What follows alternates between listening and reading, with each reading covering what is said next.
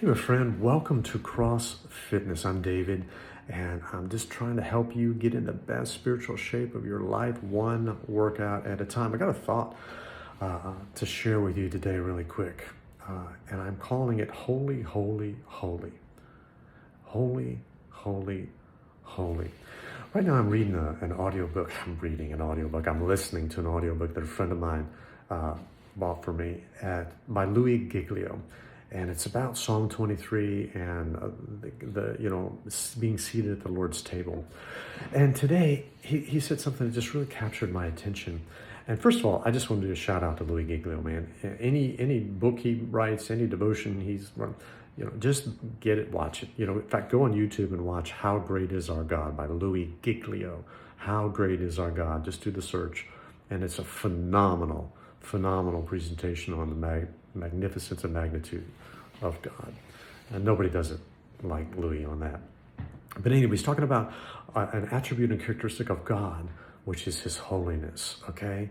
And did you know that in the book of Revelation talks about, there are living beings right now that cease not day and night crying out, holy, holy, holy is the Lord God Almighty, who was and is to come. And there's so many different attributes of God. He's omnipotent, which is all powerful. He's omniscient, which means he knows everything. He's omnipresent. He's everywhere simultaneously. He's infinitely more than our words could even describe.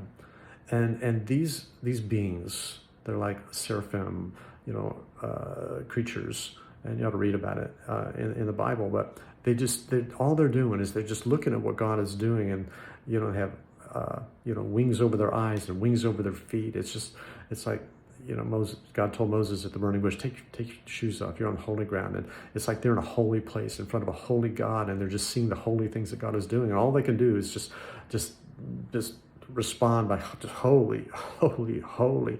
Every day they just see another facet of the glory and majesty and brilliance and creative genius of Almighty Jehovah God, right? And that's just the response. They're just continuously in his presence, and he's continuously amazing them. And that's the response.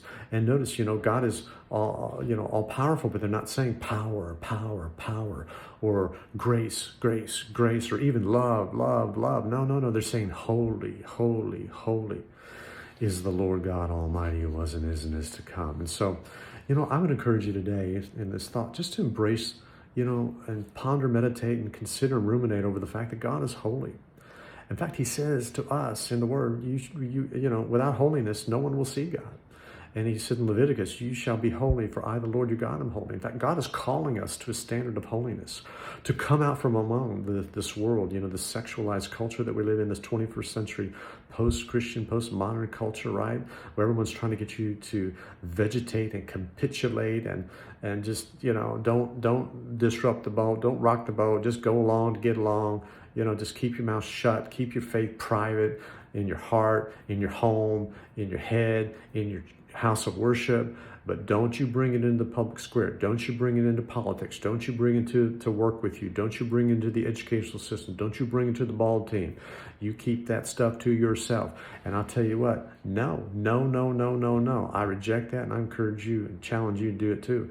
Live it out loud, The Declaration in our Constitution was written in such a way for freedom of expression of our faith, all right? As we choose to express that, okay?